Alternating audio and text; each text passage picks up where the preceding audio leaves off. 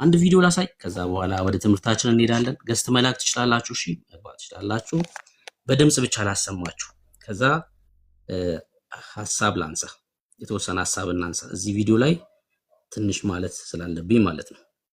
ራሳችን ደምረው የተዋህዶ ልጅ ወይም ደምሮ ብለህ ጥራኝ። ሀብተወልድ ማለት የሚችለው ከአብ ብቻ ነው።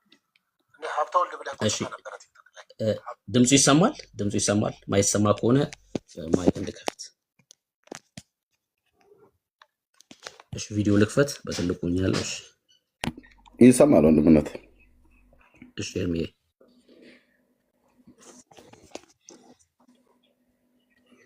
አንተ እንድጠራኝማ ደምሮ የተዋህዶ ልጅ ብዬ እኮ አስተካከልኩት እኮ። ይቅርታ ጠይቀህ በዛ ቀይረሃለሁ።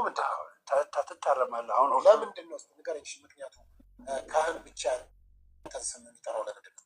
ካህን ብቻ ስም መጥራት የሚችለው ለምንድን ነው? የንስሐ አባት ካህን ስለሆነ ነው። የክርስትና ስምን ደግሞ ሊሰጥ የሚችለው ለንስሐ አባት ነው። ገባህ? የሆነ ነገር እንኳን ሀፐን ቢያደርግበት የክርስትና ስም ነው ተሰጥቶ የሚጸልይ። ለአንተ የክርስትና ስም ሊሰጥ አልችልም። አንተ አሕዛብ ስለሆንክ። ከዚህ በኋላ ነው ሐሳቡ የሚጀምረው። አንተ አሕዛብ ስለሆንክ ሶፊን ነው እንደዚህ እያለ ያለው። ምን ስለሆን ካለው አንተ አሕዛብ ስለሆንክ ከዚህ በኋላ ያለውን ሐሳብ ነው ምን እናገርበት ማለት ነው። ከዚህ በፊት የነበረው እንትን ስለሆነ ከዚህ በኋላ ያለውን በደንብ ስሙት።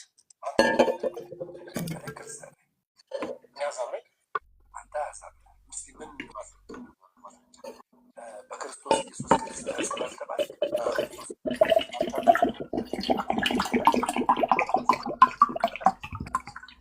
ድምፅ አለሽ አንተ ወንድምነት?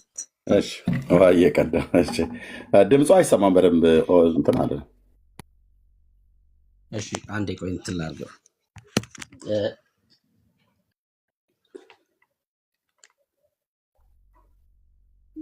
ስፒከር ላብራና በደንብ እንዲሰማ እናድርገው።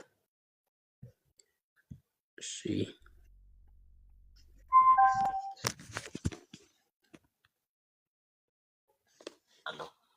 ቃሉን አጠብቅማ።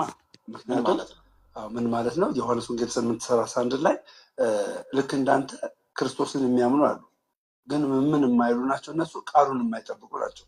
ስለዚህ ለእነሱ ግን በወንድም ላይ አትፍረድ አይልም ራሱ። ታዲያ አንተ አሁን አታምንም ብለህ አንድ መጋቢ የሆንን ሰው የሚያገለግልን ሰው መጽሐፍ ቅዱስን እንደተማረ ሰው እንደሚያስተምርም ሰው ኢየሱስንማ በደንብ አድርጌ የምቀበል ማመን ከነስ እኔ ራሱ የወንጌል አማኝ ነው። እኔ አሁን የምነግርህ ከመጽሐፍ ቅዱስ አኳያ ነው። አማኝ አይደለም ስል ከመጽሐፍ ቅዱስ አኳያ ነው ነገርኩ። አይሁዶች በክርስቶስ ኢየሱስ አምነው ነበር፣ ግን ራሱ እያመኑ እያወቀ ክርስቶስ ኢየሱስ እያወቀ ምን ይላቸው ነበር? እናንተ የኔ ደቀ መዛሙርት አይደላችሁም ይላቸው ነበር። አንተ ስንት ጊዜ ሆንክ? አይሁዶች በክርስቶስ ኢየሱስ ያምኑ ነበር ዘንድ እና የኔ ደቀ መዛሙርት አይደላችሁም ይላቸው ነበር ጌታ ክርስቶስ ኢየሱስ። እነሱ ግን ያምኑት ነበር። ምን ብሎ ያምኑ ነበር? እነማን ናቸው እነዚህ ያምናሉ የተባሉት? ደግሞም እናንተ ተከታዮች አይደላችሁም የተባሉት ደግሞ እነማን ናቸው? ለምሳሌ ስለ ይሁዳ እየተወራ ከሆነ ይሁዳ ሲጀምር አማኝ አልነበረም። ስለ ይሁዳ መጽሐፍ ቅዱስ በግልጽ ስለሚናገር አማኝ አልነበረም እና ደግሞ የጥፋት ልጅ ተብሎም ደግሞ ተጠቅሷል። ይሁዳ አማኝ ስለሱ እየተወራ ከሆነ ከቁርአን ነው ይሄ ነገር። እስኪ እንመልከት። እግዚአብሔር ይመስገን እኔ ወደ እምነት የተመለስኩት እኮ ስንት ጊዜ ሆንክ? አሁን የኢየሱስ ብሩክዬ ሳትቀጥለው ብሩክዬ እሺ ፓስተርዬ አቁሜዋለሁ። አሁን ልጁ የጠቀሰው የመጽሐፍ ቅዱስ ክፍል አለ። ዮሐንስ ወንጌል ምዕራፍ 8 ነው የጠቀሰው የመጽሐፍ ቅዱስ ክፍል ቁጥር 31 ነው የጠቀሰው። እንግዲህ እሱን ጠቅሶ ሶፊን አሕዛብ ነህ ነው ያለው። አይ ቲንክ ምናልባት አሕዛብ የሚባሉት እነማን ናቸው የሚለውን በትክክል የተገነዘበ ሰው አይመስለኝም። መጽሐፍ ቅዱስ በሚለው ልክ ማለት ነው። መጽሐፍ ቅዱስ አሕዛብ ብሎ የሚጠራቸው በስጋ አይሁዳዊ ያልሆኑትን ሰዎች ነው እና እሱ ራሱ አይሁዳዊ ሳይሆን በስጋ አይሁዳዊ ያልሆነው ሰውዬ ይሄን የመጽሐፍ ቅዱስ ክፍል ጠቅሶ አንድን በስጋ አይሁዳዊ ያልሆነ ሰው አንተ አሕዛብ ነህ እኔ ግን ክርስቲያን ነኝ የሚል ንጽጽሮች ነው ያቀረበው። መጽሐፍ ቅዱስ አሕዛብን ከአይሁድ ጋር ነው የሚያነጻጽ። ዝግ ብሎ ማየት ተገቢ ነው። አሕዛብ ከአይሁድ ጋር ነው የተነጻጸሩት። በጳውሎስም መልእክት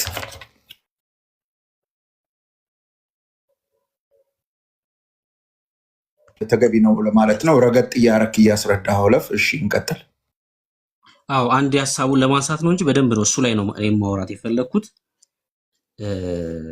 አሕዛብ ማለት ማን ነው፣ ደግሞስ የኪዳኑ ሰዎች እነማን ናቸው የሚለውን ነገር በደንብ እሱ ላይ ነው ማንሳት የፈለግኩት። ምክንያቱም ሶፊን አንተ አሕዛብ ነህ ሲለው በቃሉ አትኖርም እያለው ነው። ምንድን ነው የጌታ ቃል? የጌታ ቃልማ አብ ልኮኛል፣ እኔ የእግዚአብሔር ልጅ ነኝ፣ በእኔ እመኑ፣ በእኔ ስታምኑ ሕይወት ይሆንላችኋል ነው። በቃ ለተቀበሉት ሁሉ ግን በስሙ ለሚያምኑት ለእነርሱ የእግዚአብሔር ልጆች የሆኑ ዘንድ ስልጣን ሰጣቸው። ይሄ ነው በቃ ይሄ ነው። ይህንማ ሶፊ በደንብ አድርጎ ያምናል። በቃ በደንብ አድርጎ ነው የሚያምነው። ጌታ ያስተማረውን አትቀበልም። ምንድን ነው ያስተማረው? ምንድን ነው ማንቀበለው? ስለ ጌታ አራት አስተምሮ አንቀበልም። ስለ ጥምቀት የተናገረውን አንቀበልም። በደንብ ነው የምንቀበለው። ነው አንተ እንደተረዳው ስላላልነ ነው። እሱ ያንተ መረዳት ነው። ተሰጥቶኝ በአርባ ቀን ከተጠመቅኩበት ሰዓት ጀምሮ ሚስ ያደረኩት 16 ዓመት ነው። ገባ? በ16 ዓመት ነው። ስለዚህ እድሜን በነገር ጥሩ አይደለም። ግን መጽሐፍ ቅዱስ ላይ አሕዛብ እነማን እንደሆኑ ታውቃለህ? ምን ማለት ነው አሕዛብ ማለት? አሕዛብ ማለት ከትርጓሜው አኳያ ሕዝብ ማለት ነው። እሺ አሕዛብ ማለት ታዲያ እኔን አሁን አሕዛብን ስትለኝ ያንተን አሕዛብነት ደግሞ የነገርኩህ ከመጽሐፍ ቅዱስ ከኪዳን አኳያ ነው። እሺ አንተ ኪዳን አለ በክርስቶስ ኢየሱስ ኪዳን አንተ በምስጥ የቱ ጋር መጽሐፍ ቅዱስ ላይ ክፈትና ነገር ማለት መጽሐፍ ቅዱስ መንገር ብቻ ሳይሆን በክርስቶስ ኢየሱስ የሚያምኑ እነርሱ የእግዚአብሔር ልጆች የሆኑ ዘንድ ምን ሰጣቸው ነው የሚለው ዮሐንስ 1:13 ላይ ስልጣንን ሰጣቸው። ስልጣን ተሰጠ። አሁን ኪዳን አለኝ ነው እያለ ያለው አይደል? ወደ ኪዳን ገብቻለሁ ሳይሆን የኪዳን ባለቤት ነኝ። ኦፍኮርስ በእምነት ወደ ኪዳን ገብተናል፣ የኪዳን ባለቤት ሆነናል። ግን እግዚአብሔር ከኔ ጋር ኪዳን አድርጓል እያለ ነው ያለው ይሄ ሰው። አንተ አሕዛብ ነው፣ አንተ አሕዛብ ነህ። ሶ ከኪዳን አኳያ አንተ ምንድን ነህ እያለው ነው? አሕዛብ ነህ አንተ፣ እኔስ የኪዳን ባለቤት ነኝ። እስኪ አንድ ኦርቶዶክሳዊ እዚህ ጋር ጌታ እግዚአብሔር ከኔ ጋር ኪዳን አድርጓል የሚል ሰው ካለ አንድ ቁጥር ይጻፍ። እግዚአብሔር ከኔ ጋር ኪዳን አድርጓል። በነገራችን ላይ አዲስ ኪዳን ከተባለ አሮጌ ኪዳን አለ ማለት ነው። እግዚአብሔር አዲስ ኪዳን ከአንተ ከአሕዛቡ ጋር ካደረገ የቀደመ ኪዳን ከአንተ ጋር አድርጓል ማለት ነው። በተዘዋዋሪ ገብታችኋል የምላችሁን ነገር እያልኩ ያለሁት ነገር አዲስ ኪዳን ከሆነ አሁን ያለንበት ከአዲሱ ኪዳን በፊት አሮጌ ኪዳን ከአንተ ጋር አድርጓል ማለት ነው። አሮጌ ስላለ ነው አዲስ የተባለው። ሰው እኔ ኪዳን አለኝ እያለ ነው። እሺ ኪዳን የት ጋር ነው ያለክ? አንድ ዮሐንስ ወንጌል መጽሐፍ ምዕራፍ 1 የተጠቀሰው ኪዳን እንኳን ለይቶ ያቆሙ እነዚህ ሰዎች። ኪዳን ግን ጴንጤ ነበር 16 ዓመት ኖ 20 ዓመት ፓስተር ነበር። እሺ ደግሞ ምን አለ ማለት ነው? የእግዚአብሔር ልጅነት አለ ማለት ነው። የእግዚአብሔር ልጅነት አለ ማለት ደግሞ ምን ማለት ነው? ኪዳን አለ ማለት ነው። አይ ያንተ ትርጓሜ ነው። አሁን መጽሐፍ ቅዱሳዊ አሕዛብ ማለት ህዝብ ነው ካልክ እኔን አሕዛብ እያልከኝ ነው፣ ህዝብ ነህ እያልከኝ ነው። አንተ ደግሞ ኪዳን አለኝ ነው ያልከኝ። ንገረኛ ኪዳን ለማን የተሰጠው? ይሄ የብሉይ ኪዳን ዘመን ያለው ኪዳን አይደለም። ነገር ሌላ ኪዳን ነው። ይሄኛው አዲስ ኪዳን ነው። አዲስ ኪዳን ያ መጽሐፍ ቅዱስ እሺ አዲሱ ኪዳን አንተን ይመለከታል። አዲሱ ኪዳን እኔ የሚመለከተኝ በምንድን ነው? በክርስቶስ ኢየሱስ በፈሰሰው ደም ነው። እስቲ አሳየኝ። የኢየሱስ ክርስቶስ ደም እንደፈሰሰ አሳየኝ። ስለ ኪዳን አዳምጥ። አሳየኝ። አንተ አዲስ ኪዳን አንተን እንደሚመለከትህ አሳየኝ ከመጽሐፍ ቅዱስ። አሁን ኪዳን የተፈጸመው ኪዳን የምን ኪዳን ነው? የደም ኪዳን ነው አይደል? አሳየኝ መጽሐፍ ቅዱስ ላይ የደም ኪዳን ነው። ስለ መጽሐፍ ቅዱስ ስለማሳየት አይደለም ጭቅጭቁ። የደም ኪዳን የፈሰሰው አይደል? ያ የደም ኪዳን እኛን አዲስ ፍጥረት አድርጎናል። አሮጌው ፍጥረት ምን ብሏል? አንተ እኮ ነህ እኔን አሕዛብ ነህ አንተ፣ እኔ ደግሞ ክርስቲያን ነኝ አልከኝ እኮ። በክርስቶስ መና እሺ፣ ቆይ አንድ ነገር አዳምጣ። በክርስቶስ ኢየሱስ ያላመነ አሕዛብ ነው።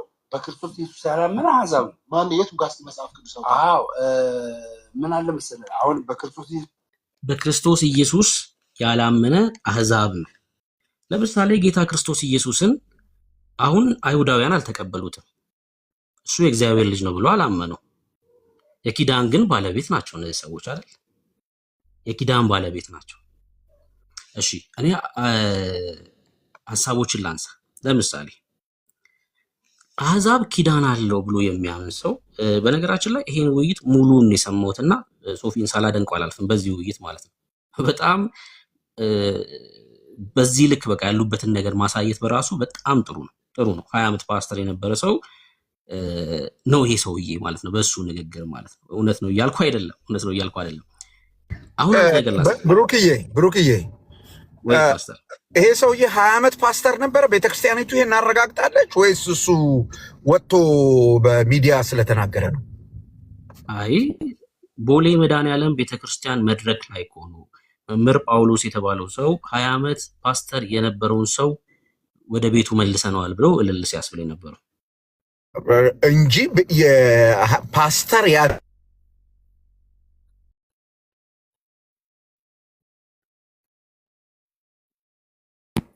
ፓስተር ኔትወርክ ይቋረጣል ነው ወይስ እኔ ጋር ነው? አይ እኔ ጋር ነው። እኔ ጋር ችግር ተፈጥሮ ነው የነበረው። ሙሉ ወንጌል ነው መሰረተ ክርስቶስ ነው የነበረው። ሙሉ ወንጌል ኦኬ። ሙሉ ወንጌል ቤተክርስቲያን ለዚህ ሰውዬ እረኛ ነበረ ብላ በረኝነት ተቀብለው ነበር ነው? ዝም ብሎ ራሴ ነኝ ያልኩት አለ። እዚህ ኢንተርቪው ላይ እንደዛ ብሏል። ራሴ ነኝ ያልኩት።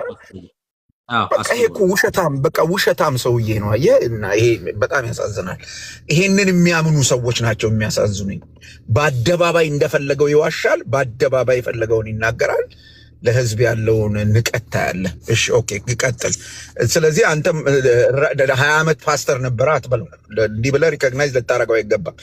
ብሎ የዋሸ ብለህ ነው ሪኮግናይዝ ልታደርገው የሚገባው። ምክንያቱም ራሱ ስላለም እኔ ነኝ ያልኩት ብሎ ስለዋሸ ውሸቱን በአደባባይ ስላመነ ማለት ነው። እኔም እሱን ነው እያልኩ ያለሁት። እኔም እሱን ነው እየተናገርኩ ያለሁት። ያስባለው ሰውዬ ማለት ነው። እልል ያስባለው ሰውዬ 20 ዓመት ፓስተር ነኝ ብሎ እልል ያስባለው ሰውዬ ኪዳን እንኳን ማይለይ ሰው ነው።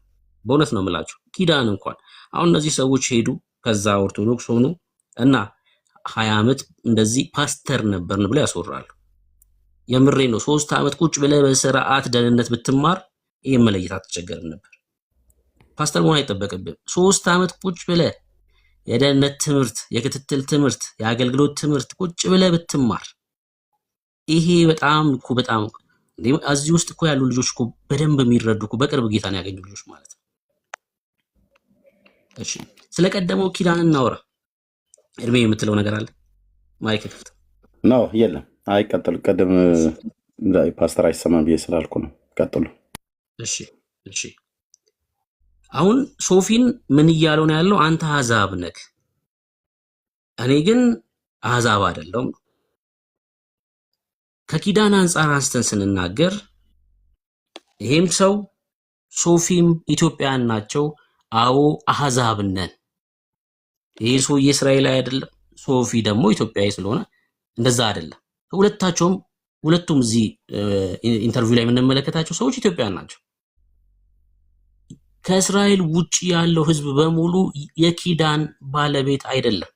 አሁን ኢትዮጵያን ችግሩ ምንድነው መሰላችሁ? ምን አይነት ባህል አለን መሰላችሁ? የጎረቤት ትዳር ውስጥ መግባት እንደማለት ነው። ባልየው የጎረቤት ያለው ባልየው ከአንድ ሰዓት በኋላ አምሽተሽ እንዳትመጪ ብሎ ሚስቱን ሲያዛት እዛ ጎረቤት ያለችው ትዳር የሌላ ሴትዮ ሁሌ 12 ተኩል ትገባለች። ማን አለሽ አንቺን ከፈለግሽ እደሪ እህት አለ። ማን አንቺ 12 ሰዓት ተኩል ግቢ ያለሽ? ማን 1 ሰዓት ግቢ ያለሽ? እሱ ሚስቱን ነው 1 ሰዓት ከ1 ሰዓት በኋላ እንዳታመሽ ያላት። በማይመለከታቸው ገብተው ኢትዮጵያ እንደዚህ ናቸው። በነገራችን ላይ ኢትዮጵያ ስል ግን የኢትዮጵያን ኦርቶዶክስ በዋናነት ማለት ነው። የአክሱም ሐውልት ለምን እንደዛ አይነት ቅርጽ ኖረው? የአክሱም ሐውልት አንዱ ሲያስተምር ድል በድል የሚባል ነውና የመገረዛችን ምልክት ነው አለ። ከመሆን የመገረዛችን ምልክት ነው። እሺ እዛ ጥያ ያለው እነዛ የጥያ ድንጋዮች እነሱስ ምንድን ናቸው? የአክሱሙሽ የመገረዝ ምልክት ነው። እነዛ የጥያ ድንጋዮችስ እነዛ ሾል ያሉት እሱስ ምን ነው? እሱስ ምን ነው?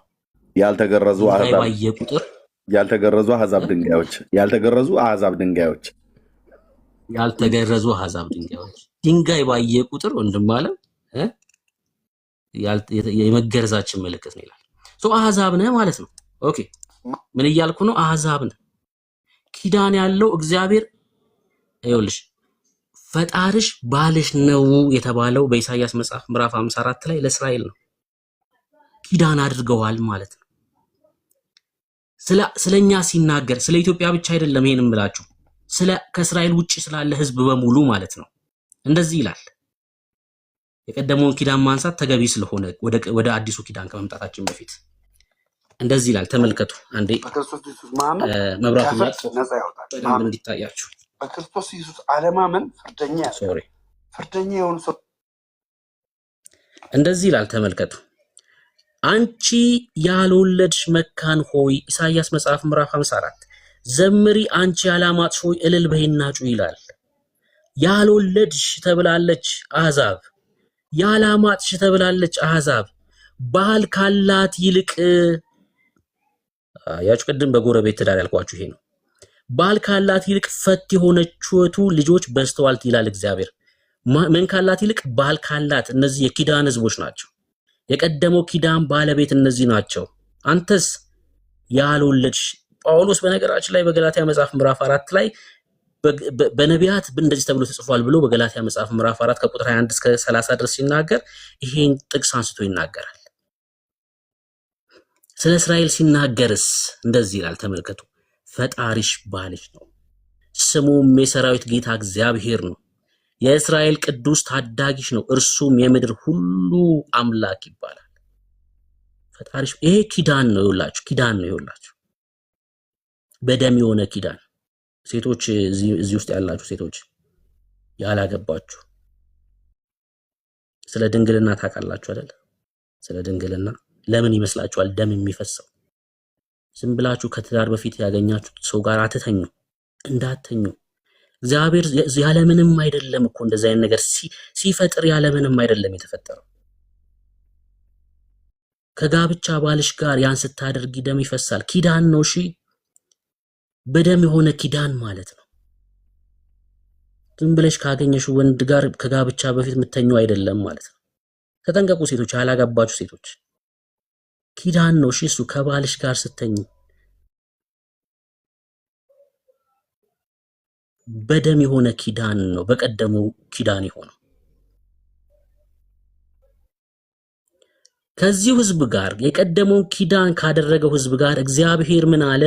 አዲስ የሆነ ኪዳን እገባለሁ ሲል እንመለከታለን። ከማን ጋር? ከአሕዛብ ጋር? ኧረ በጭራሽ። አሕዛብማ ህዝብ ማለት የእግዚአብሔር ያልሆነ እግዚአብሔርን የማያውቅ ተራራና ፀሐይ ሲመለከት አምላኬ ያለ ሲሰግድ የኖረ ህዝብ ነው። ወደ ኢትዮጵያ ስንመጣ አዞ ሲቀልብ የነበረ ለአዞ ሲሰግድ የነበረ ህዝብ ነው። ይሄን የኢትዮጵያ ታሪክ የጻፉ ሰዎች ይናገራሉ። ስለዚህ ታዲያ ይሄን የቀደመውን ኪዳን የገባው እግዚአብሔር አዲሱን ኪዳን ከማን ጋር አደረገ ስንል በኤርሚያስ መጽሐፍ ምዕራፍ 31 ላይ እንደዚህ አለ። ምዕራፍ 31 ከማን ጋር ገባለሁ አለ? ከኢትዮጵያውያን ጋር አይደለም። እንደዛ አይልም። ይኸው እዚሁ ኤርሚያስ 31 ቁጥር 31 ላይ እንደዚህ ይላል። እነሆ ከእስራኤል ቤትና ከይሁዳ ቤት ጋር አዲስ ቃል ኪዳን የምገባበት ወራት ይመጣል። ምን የምገባበት ወራት ይመጣል አለ? አዲስ ቃል ኪዳን የምገባበት ወራት ይመጣል ይላል እግዚአብሔር። ከማን ጋር? ከእስራኤል ቤትና ከይሁዳ ቤት ጋር። እግዚአብሔር አዲስ ኪዳን የገባው ከዚሁ ህዝብ ጋር ነው። ለዛ ነው ጌታ ክርስቶስ ኢየሱስ ወደ ገዛ ወገኖቹ መጣ። ለዚሁ ኪዳን የገዛ ወገኖቹ አልተቀበሉትም። የአዲሱም ኪዳን በንጹህ በሆነው በክርስቶስ ኢየሱስ ደም የተመሰረተ ነው ብላችሁ። ኪዳን ያለ ደም አይደለም የሚሆነው። ዮሐንስ በመልእክቱ ላይ የዘካርያስን ልጅ ዮሐንስ የተናገረውን ጻፈልን። የዓለምን ኃጢአት የሚያስወግድ የእግዚአብሔር በግ አለው። በዚህ ደም የተመሰረተ ነው አዲሱ ኪዳን። ከማን ጋር? ከእስራኤል ቤትና ከይሁዳ ጋር። ታዲያ እኛ ወደዚህ ኪዳን እንዴት ገባን? እንዴት ወደዚህ ኪዳን ገባን? ቅድም በኢሳይያስ መጽሐፍ ምዕራፍ 54 ላይ አንብቤላችኋል አልነበር? እስኪ ደግሞ ከአዲስ ኪዳን ወደ ገላትያ መጽሐፍ እንሂድና ጳውሎስ ምን እንደሚል ላሳያችሁ። ወደዚህ ኪዳን እንዴት እኛ አሕዛብ የሆኑ ሰዎች ገባን? አንቺ የማትወልጂ መካን አሕዛብ ይውላችሁ ደስ ይበልሽ አንቺ አምጥሽ የማታውቂ እልል በይና ጩኺ ባል ካላት ይልቅ ከእስራኤል ማለት ነው ከኪዳኑ ባለቤቶች ይልቅ የብቸኛይቱ ልጆች በስተዋል ተብሎ ተጽፏልና ይላል። እኛ ወደዚህ ኪዳን ጌታ ክርስቶስ ኢየሱስ ስለ ኃጢአታችን ሞተ፣ ደግሞም ተቀበረ፣ እኛን ስለማጽደቅ ተነሳ፣ ሊወስደን ይመጣል። ይሄን ተቀብለን አምነን ወደዚህ ኪዳን ገባን እና የብቸኛይቱ ልጆች ያ አሕዛብ ማለት ነው ባህል ያልነበራት በስተዋል ተብሎ ተጽፏል። በእምነት ወደዚህ ኪዳን ገባን። አሁን ኪዳኑን የራሳችን አደረግን። ለምን? የኪዳኑ ባለቤት ሆነን በመግባት በእምነት ጌታ ስለኔ ሞቷል። ጌታ ስለኔ ኃጢአት በወንበዴዎች መካከል ተሰቅሏል። ወደ ኪዳኑ ገባን እንጂ እግዚአብሔር ከአሕዛብ ጋር የገባው ኪዳን የለም። በእምነት ነው ወደ ኪዳኑ የገባ ነው። እኛ ይሄን ሳይለይ አንድ ሰው 20 ዓመት ፓስተር ነበርኩ ይላል ይወጣል። ከጴንጤ ቤት ሄድኩኝ ይልና ያስጮሃል። ወዳጄ መጀመሪያ ቁጭ ብለህ ተምረህ ቢሆን አትሄድም ነበር አልኩክ። ሆድን ወደ ካልሆነ በስተቀር አትሄድም ነበር። እውነት የክርስቶስ ኢየሱስ ደም ገብቶ ቢሆን ኑሮ በክርስቶስ ኢየሱስ የሆነው ክፍያ ተረድተህ ቢሆን ኑሮ አትሄድም ነበር። እኛ ገባን ይውላችሁ። እኛ ማለት ምን አይነት ሰዎች መሰልናችሁ? አሁን እነዚህ ያልወለድሽ መካን የተባለችው ልጆች በስተዋል የተባሉት እነማን እንደሆኑ ላሳያችሁ። ይውላችሁ እንደዚህ ይላል በማቴዎስ ወንጌል መጽሐፍ ምዕራፍ 2 ላይ ኢየሱስም መለሰ ደግሞ በምሳሌ ነገራቸውም እንዲህ አለ፣ መንግስተ ሰማያት ለልጁ ሰርግ ያደረገ ንጉስን ትመስላለች። አብ ደግሷል ይውላችሁ። የታደሙትም ወደ ሰርጉ ይጠሩ ዘንድ ባሮቹን ላከ፣ ሊመጡም አልወደዱም። በነቢያት ተነግሯቸው ነበር፣ በአባቶች ተነግሯቸው ነበር፣ አልወደዱም። ደግሞም ሌሎች ባሮች ልኮ የታደሙትን እንሆ ድግሴን አዘጋጀው፣ ኮርማዎቼን የሰቡት ከብቶቼን ታርደዋል፣ ሁሉም ተዘጋጅቷል፣ ወደ ሰርጉ ኑ በሏቸው አለ። እነርሱ ግን ቸል ብለው አንዱ ወደ እርሻው ሌላው ወደ ንግዱ ሄደ። የቀሩት ባሮችን ይዘው አንገላቷቸው፣ ገደሏቸውም ይላል። እሺ ሰርጉ ተደግሷል፣ ፍሪዳው ተጥሏል፣ ወደ ግብዣው ስፍራ አንመጣም አሉ። ከዛ እንደዚህ ይሆናል። ተመልከቱ። ንጉሱ ተቆጣ፣ ጭፍሮቹንም ልኮ እነዚያን ገዳዮች አጠፋ፣ ከተማቸውንም አቃጠለ። በዚያን ጊዜ ባሮቹን ሰርጉ ውስጥ ተዘጋጅቷል፣ ነገር ግን የታደሙት የማይገባቸው ሆኑ። የማይገባቸው የቁጣ ልጆች የሆኑት ማለት ነው።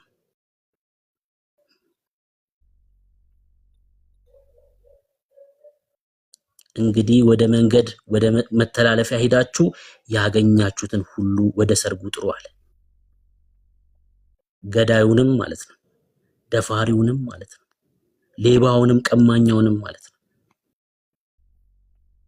እኛ ማለት ነን ይውላችሁ ተሰብስበን ገብተን በክርስቶስ ኢየሱስ ደም ታጥበን የጽድቅ ልብስ ኢየሱስን ለብሰን የእግዚአብሔር መንግስት ወራሽ ሆነን የእግዚአብሔር ልጆች ተባለን። እንዲህ ወደ መንገድ መተላለፊያ ሄዳችሁ ያገኛችሁትን ሁሉ ወደ ሰርጉ ጥሩ አለ። እነዚያ ባሮች ወደ መንገድ ወጥተው ያገኙትን ሁሉ ክፉዎች በጎችንም ሰበሰቡ፣ የሰርጉ ቤት ተቀማጮች ሞሉት ይላል።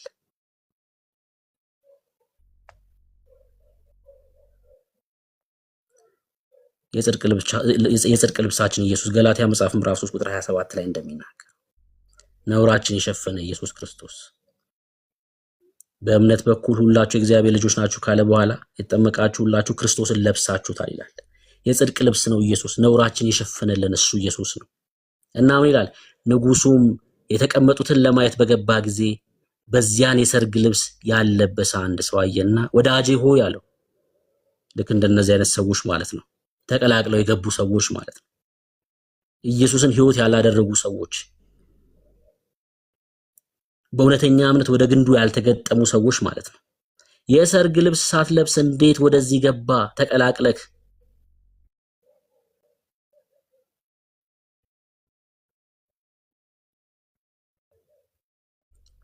እንዴት ተቀላቅለ ገባ? ወደ ሳት ተጣለ ይሄ ሰው። ምን እያልኳችሁ ነው? እኛ በእምነት የዚህ ኪዳን ባለቤት ሆነናል። ኪዳኑ የቀደመውም ይሁን አዲሱ ኪዳን ግን የሆነው ከዚሁ ከእስራኤል ሕዝብ ጋር ነው። ከዚሁ ከእስራኤል ሕዝብ ጋር ነው። ይሄን ሳይለይ አንድ ሰው ከኦርቶዶክስ ቤተክርስቲያን ወደ ኦርቶዶክስ ወደ እውነተኛዋ መጥቻለሁ ስተት በነበረ ስፍራ ነበር የነበርኩት ምናምን ቢል በቃ አልገባውም ማለት ነው። ክርስትና አልገባውም። የተጫዋቾችን ሻንጣ የተሸከመ ሁሉ ተጫዋች ነው ማለት አይደለም። እሺ አሉ። አሁንም እኮ ከኛ ጋር ህብረት የሚያደርጉ ልክ እንደ ተጫዋች ሻንጣ እንደሚሸከሙ ቸርች የሚመላለሱ ሰዎች አሉ። ወዳጄ ቃሉን ብላው፣ የእግዚአብሔርን ቃል ብላ። ወረቀቱን እየቀደድክ ብላ እያልኩ አይደለም ያለሁት። አንድ ሰው እያለ አይደል እዚህ መጽሐፍ ቅዱስ እየቀደድኩ በላው ቃሉን ብላ ስላለኝ ያለ ሰውዬ ብሉ የእግዚአብሔርን ቃል። እርሱም የሰው ልጅ ሆይ ያገኘውን ብላ፣ ይህን መጽሐፍ ብላ ብሉ የእግዚአብሔርን ቃል ብሉት። ሰው የእግዚአብሔርን ቃል ከበላ ከክርስትና ንቅንቅ አይልም። የምሬን ነው የምላችሁ። ብትደክሙ እንኳን እዛው ያላችሁበት አጥቢያ በር ላይ ትደክማላችሁ እንጂ ወደ ዓለም አትመለሱ። በህይወት ብትደክሙ እንኳን ማለት ነው። ብሉት የእግዚአብሔርን ቃል መጽሐፉን ብሉት። ሄደም ለእስራኤል ቤት ተናገር አለኝ፣ አፌንም ከፈትኩ መጽሐፉንም አጎረሰኝ ይላል። ጉረሱት ይሄን መጽሐፍ። የምሬን ነው የምላችሁ። ብሉት ይሄን መጽሐፍ፣ የእግዚአብሔርን ቃል ብሉ። ምን እንደሚል ታውቃለህ? ስበላ አፌም ውስጥ እንደማር ጣፈጠ ይላል። የእግዚአብሔር ቃል ይሄ ነው። በልተው የሚጣፍጥ ነው የእግዚአብሔር ቃል። ህይወት ነው የእግዚአብሔር ቃል። ህይወት ነው የእግዚአብሔር ቃል። የእግዚአብሔርን ቃል ካልበላ በስተቀር ህይወት አይኖረው። ህይወት አይኖረው። የእግዚአብሔርን ቃል መብላት፣ መጽሐፉን መብላት።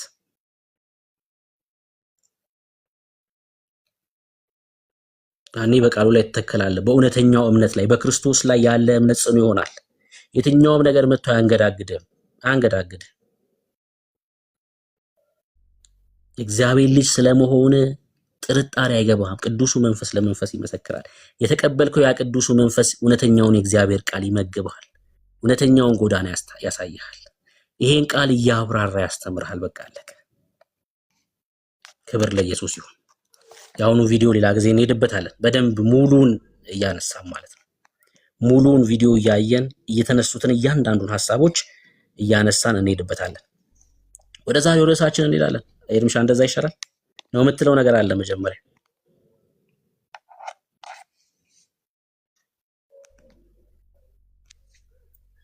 ወንድምነት ብርኬ ዞር ብዬ ነበር። ምንድን ነው ያልከኝ? የምትለው ነገር አለ ወይስ ወደ ርዕሳችን ወደ ዛሬው ርዕሳችን? አይ ወደ ዋናው ጉዳይ ገባ። ተባረክ። ያው እንደዚህ ብሎ ያው ኤኒዌይ እንደዚህ ሰው አሁን መልእክት ማነው ያው መቼም ሰው አይናቅም።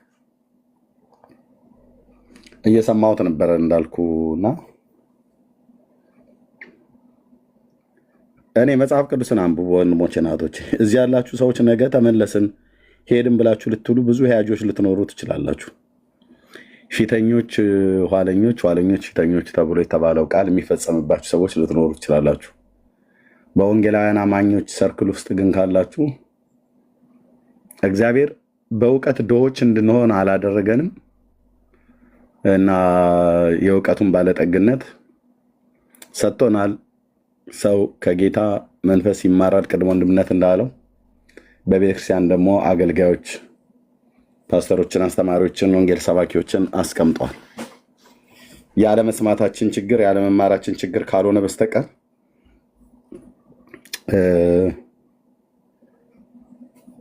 ያለ እውቀት ሆኖ መቀመጥ መጨረሻው እንደዚህ ወደ ጥፋት ራስን መስጠት ነው። ኦኬ። እና የእግዚአብሔርን ቃል በትክክል አንብቡ ወንድሞች እና እህቶች፣ በደንብ አንብቡ። መሰረቱ አለቱ እሱ ነው። በቃ አለቱ ላይ የሚያጣብቀን ቅዱስ ቃሉ ነው። ቤቱን በዓለት ላይ የሰራ ልባምን ሰው ይመስላል። ቃሌን ሰምቶ የሚያደርገውን ቃሉን አንብቦ የሚያደርግ ቃሉን ሰምቶ የሚያደርግ ቃሉን አንብቦ የሚያሰላስል አይነት ሰው ቅድም ወንድምነት እንዳለው ነው። የትም ወዴትም አትሄድም። ኢየሱስ ገብቶ ወንጌል ገብቶ ወደ ኋላ አትመለስም። ሰዶም ገሞራ አይናፍቅህም። ግብፅ አትናፍቅህም። በፍጹም በፍጹም እኮ ነው የምለው፣ በፍጹም። እና ትናንትና ከኛ ጋር ሲያብዱ የነበሩ ሁሉ ውይ ይሄማ በቃ እንዴት አይነት አረዳድ ነው የተረዳው። በጣም የሚገርም ነው የዚህ ሰው መረዳት። ጥልቅ የሆነ መረዳት ነው ያለው ተብሎ የተባለ ሁሉ ገለባ እየሆነ አይተነዋል። በየመንገድ ላይ የማይለወጠውን ጌታ ለውጦ የማይሸጠውን ጌታ ሸጦ የማይደራደርበትን ጌታ ለድርድር አቅርቦት ሆዱን አምላኩ አድርጎ ሄዷል። መጠጥ ተደብቀው ነበር እዚህ የሚጠጡት። ለምን ይሰቃዩ?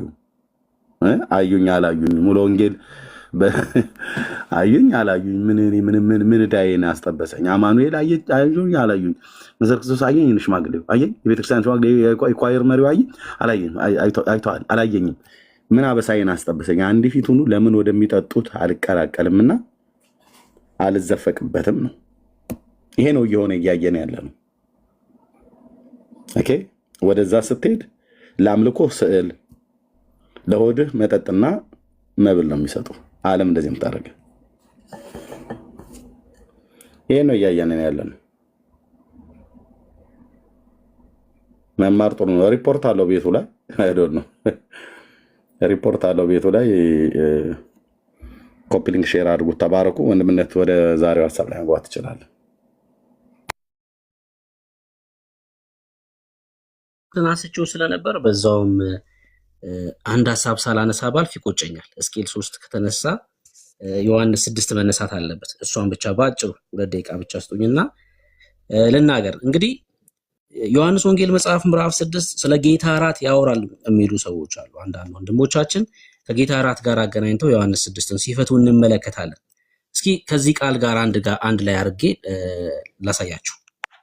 ምን ይላል? በሕዝቅኤል መጽሐፍ ምዕራፍ 3 እንደዚህ ይላል፣ እርሱም የሰው ልጅ ሆይ ያገኘኸውን ብላ። ይህን በፊት ያለውን ብላ ነው የሚለው እዚህ ክፍል ላይ ማለት ነው። ይህን መጽሐፍ ብላ፣ ሄደህም ለእስራኤል ቤት ተናገር አለ። አፌንም ከፈትኩ መጽሐፉን አጎረሰኝ ይላል። አሁን እዚህ ክፍል ላይ መጽሐፉን ብላ እያለው ነው ያለው። በዚህ ክፍል መሰረት ሊትራል እንተርጉመው መጽሐፍ ቅዱስ ያዙና ልክ የዮሐንስ ወንጌል መጽሐፍ ምዕራፍ 6 እንደምትተረጉሙት መጽሐፍ ቅዱሳችሁን አንሱ። አሁን ቶሎ በሉና ከዛ እየቀደዳችሁ ጉረሱት። እንደዛ ነው አይደለ? መጽሐፍ ቅዱሳችሁን እያነሳችሁ ጉረሱ። ምክንያቱም መጽሐፉን ብላ እያለው ነው ያለው እዚህ ላይ። ከዛስ እርሱም የሰው ልጅ ሆይ አፍ ይብላ፣ በምሰጥ በዚህ መጽሐፍ ሆድህን ሙላ አለኝ። እንዴ ሆዱን ሙላ እኮ እየተባለ ነው ያለው። ኖ ለምን ነው የምትሉት? ሆድህን ሙላ እኔም በላሁት በአፌም ውስጥ እንደማር ጣፈጠ ይላል። ወረቀቱን እየቀደዳችሁ አንድ እብድ ሰው ያለ ብያችኋለሁ አይደል? እየቀደደ ሲበላ የነበረ ሆዴ ሙላ ተብሏል። ታዲያ ዮሐንስ ወንጌል መጽሐፍ ምዕራፍ 6 ጌታ ብሉኝ ሲል ምን እያለ ነው ያለው? ብሉኝ ያለ ጌታ ክርስቶስ ኢየሱስ አይደል? እንዴት እንብላው ታዲያ ኢየሱስን? ኢየሱስ ብሉኝ ብሏል በዮሐንስ ወንጌል መጽሐፍ ምዕራፍ 6 ላይ። እሺ ይህን ሳላነሳው ባልፍ ይቆጨኛል። እውነት እውነት እላችኋለሁ በእኔ የሚያምን የዘላለም ሕይወት አለው። በእኔ የሚያምን የሕይወት እንጀራ እኔ ነኝ። የሕይወት እንጀራ ኢየሱስ ክርስቶስ ነው። አባቶቻችሁ በምድረ በዳ መና በሉ ሞቱ። አሁን አባቶቻቸው መናን በልተዋል በምድረ በዳ 40 ዓመት። ግን እነሱ ምን ብለዋል? ሞተዋል። ሰው ከእርሱ በልቶ እንዳይሞት ከሰማይ አሁን የወረደ እንጀራ ይህ ነው። የቱ? ይሄ ራሱ የሕይወት እንጀራ ከሰማይ የወረደ ሕያው እንጀራ እኔ ነኝ አለ ኢየሱስ ክርስቶስ። እዚህ ላይ ትንሽ እንበልበት። እንዴት እንደሚበላ ላሳያችሁ ነው። ከሰማይ የወረደ ሕያው እንጀራ እኔ ነኝ አለ ኢየሱስ። ከሰማይ የወረደ ሕያው እንጀራ ህብስት የለም። በፓስተሮች በቄሶች የሚዘጋጅ ከሰማይ የወረደ እንጀራ የለም። በሰዎች ከተዘጋጀ በሰው ከምድር ነው። በቃ አለቀ። ከሰማይ አይደለም። ከሰማይ የወረደ ሕያው እንጀራስ ማን ነው? ራሱ ኢየሱስ ነው። ቀራንዮ ላይ ስለኛ ስጋውን የቆረሰው ማለት ነው። ከዛስ ሰው ከዚህ እንጀራ ቢበላ ለዘላለም ይኖራል። ከየትኛው? ከሰማይ ከወረደው እንጀራ። ከሰማይ ከወረደው እንጀራ ለዘላለም መኖር የምትፈልግ ከሆነ ከሰማይ ከወረደው ነው የምትበላው እንጂ ሰዎች ያዘጋጁትን አይደለም የምትበላው። ሰዎች ያዘጋጁትን ትበላለህ። ለምን? ሞትና ትንሣኤውን ለመመስከር ነው። እሱ የጌታ እራት እንወስዳለን እንዴ? አዎ፣ ሞትና ትንሣኤውን እንመሰክራለን። አፋችን አሽገን አይደለም የምንሄደው በነጠላ። ክብር ለኢየሱስ ይሁን። አዎ፣ እሱ ብቻውን ያድናል እያልን እንናገራለን። አዎ፣ እሱ ስለኔ ኃጢአት ሙቷል ብለን እንናገራለን። ላገኘነው ሁሉ በመንገድ ይሄን እየተናገርን እንሄዳለን። ክብር እየሰጠን ለንጉሱ እንሄዳለን። ይሄ ግን የዘላለም ሕይወት ይሰጣል። ይላችሁ ከዚህ እንጀራ ቢበላ ለዘላለም ይኖራል። ከየቱ? ከሰማይ ከወረደው። ቀጥሎ እንደዚህ ይላል። ይሄ በጣም ቁልፍ ነው። ይሄ ቃል እኔም ስለ ዓለም ሕይወት የምሰጠው እንጀራ ስጋዬ ነው አለ። በደንብ ስሙኝ እዚህ ጋር። ይሄ እንጀራ የተሰጠው ለማን ነው? ይሄ እንጀራ የተሰጠው ለማን ነው? ቶሎ በሉ። ይሄ እንጀራ ከሰማይ የወረደው እንጀራ ለማን ነው የተሰጠው? ለቤተ ክርስቲያን ወይስ ለዓለም? ለቤተ ክርስቲያን ነው ወይስ ለዓለም ነው የተሰጠው ይሄ እንጀራ? ቶሎ በሉ። ይሄ ከሰማይ የወረደው እንጀራ ለቤተ ክርስቲያን ነው ለዓለም ነው የተሰጠው? ለዓለም ነው የተሰጠው። ይውላችሁ እኔም ስለማን ነው አለ ጌታ? ስለ ዓለም ነው ያለው። የጌታ እራት ለዓለም አይደለም የተሰጠው፣ አካል ለሆኑት የተሰጠ ነው። ኦ የጌታ እራት አካል ለሆኑት እንጂ ለዓለም አይ ስለ ይሄ ስለ ጌታ እራት ነው የሚያወራው ካልከኝ ያዘጋጀውን ህብስት መንገድ ላይ ትወጣና ለዓለም የሆነ ስለሆነ ሙስሊሙን አፉን እየፈለቀቅ ታጎርሳለህ ከነገ ጀምሮ ወዳጄ። ኢቲስቱንም ስታገኝ ምክንያቱስ የዘላለም ሕይወት እንዲኖራቸው ያገኘውን መንገድ ላይ ጥምጣም የጠመጠመችውንም ሻሃዳ ምንድነው ያደረገችውንም የተሸፋፈነችውንም እየገላለጥክ ማጉረስ ነው። መንገድ ላይ ቁመክ ማለት ነው።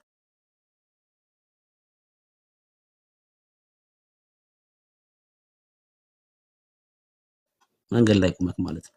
መንገድ ላይ ቁመክ ማለት ነው። መንገድ ላይ ቁመክ ማለት ነው። መንገድ ላይ ቁመክ ማለት ነው። ይሄ ለዓለም የሆነው እንጀራ ስጋዬ ነው አለ። አየህ፣ ስለ ህብስት አይደለም የሚያወራው፣ ስለ ጌታ እራት አይደለም የሚያወራው፣ ስለ እውነተኛ ስለሆነው ስለ ክርስቶስ ኢየሱስ ስጋ። አግኝተኛል። ታዲያ ይሄን እንዴት እንብላው? ይሄን ጌታ ስጋዬን ብሎ አለ። የዘላለም ይሆንላችሁ ከዚህ እንጀራ ሰው ከበላ ለዘላለም ይኖራል። ለዘላለም ለመኖር ይሄን እንጀራ መብላት አለበት። እንዴት እንብላ ይሄን እንጀራ? ጌታ ክርስቶስ ኢየሱስ እንደዚህ አለ። ይኸውላችሁ የእግዚአብሔር እንጀራ ከሰማይ የሚወርድ ለዓለም ሕይወት የሚሰጥ ነው አላቸው። ይኸውላችሁ የእግዚአብሔር እንጀራ ከየት ነው? ከሰማይ ነው። እሺ ለዓለም ሕይወት የሚሰጥ ነው አላቸው። ይሄ ከሰማይ የሆነው ከእግዚአብሔር ዘንድ የሆነው እንጀራ ለዓለም ሕይወት ይሰጣል ካለ በኋላ ጌታ ሆይ ይህን እንጀራ ዘወትር ስጠን። ምክንያቱስ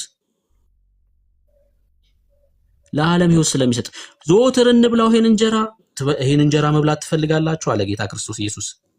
የሕይወት እንጀራ እኔ ነኝ። የትኛው? ይሄ ከሰማይ የሚወርደው የእግዚአብሔር እንጀራ እኔ ነኝ። እሺ ወደ እኔ የሚመጣ ከቶ አይራብም። ወደ ጌታ እራት የሚሄድ አይደለም የሚለው፣ በእኔ የሚያምን አለ ጌታ ክርስቶስ ኢየሱስ ሁል ጊዜ ከቶ አይጠማም። እንዴት እንብላው ኢየሱስን? እና በእምነት ነው የምትበላው ወዳጄ። ሕዝቅኤል መጽሐፍ ላይ ምዕራፍ 3 ላይ መጽሐፉን ብላ ሲል ቀዳ አይደለም ወረቀቱን የምትበላው፣ ቃሉን ነው የምትመገበው። አዎ ይሄም እየተናገረ ያለው በእኔ የሚያምን አለ ከቶ ምን አይራብም። ወደ እኔ የሚመጣ ከቶ አይራብም። ለምን? እርሱ የእግዚአብሔር እንጀራ ስለሆነ፣ ከሰማይ የሚወርድ ስለሆነ፣ ለዓለምም ሕይወት የሚሰጥ ስለሆነ ይሄን እንጀራ እኔ ለሙስሊሙ ነው የምሰጠው ወዳጄ። ይሄን እንጀራ ወስጄ ነገ መድረክ ላይ እዛ አደባባይ ላይ ቆሜ ኢየሱስ ብቻውን ያድናል፣ ስለ አንተ ኃጢአት ሞቶልሃል ብዬ ሰብከዋለሁ። ይሄን እንጀራ የእግዚአብሔር የሆነውን እንጀራ ከሰማይ የሚወርደውን እንጀራ ለዓለም ሕይወት የሚሰጠውን እንጀራ ለኢቲስቱ፣ ለሙስሊሙ፣ ለኦርቶዶክሱ ሕይወት ለሌላቸው በሙሉ ነው የምሰጠው እኔ። ምክንያቱም ለዓለም ሕይወት የሚሰጥ ስለሆነ። ክብር ለኢየሱስ ይሁን። ክብር ለኢየሱስ ይሁን። ይሄን በልተ ቀራኒው ላይ የሆነውን ለኔ ነው ብለህ ተቀብለ ነው የጌታን ራት የምትወስደው። አትቀልዱ። የእግዚአብሔር ቃል እንደዚህ ይላል። ይሄ ለዓለም ህይወት የሚሰጥ እንጀራ ነው። የጌታ ራት ለዓለም ህይወት እንዲሰጥ ሳይሆን የተሰጠው ለአካሉ ለሆኑት ክርስቲያን ለሆኑት ለነርሱ ሞትና ትንሣኤውን ይመሰክሩበት ዘንድ የተሰጠ እንጂ ለዓለም ህይወት እንዲሆን የተሰጠ አይደለም። ጨርሻለሁ። ወደ ትምህርታችን እንሂድ። ያን ክፍል ካነሳሁት አይቀር ትንሽ እዚህ ክፍል ላይ መናገር አለብኝ ብዬ ስላመንኩ ነው። ወደ ሱባኤው ትምህርት እንሂድ። እንግዲህ ከዚህ በኋላ ስንናገር ወይ ደግሞ ስንማማር ትክክል አይደለም የሚል ሰው ማንኛውም ሰው መግባት ይችላል። ማንኛውም ሰው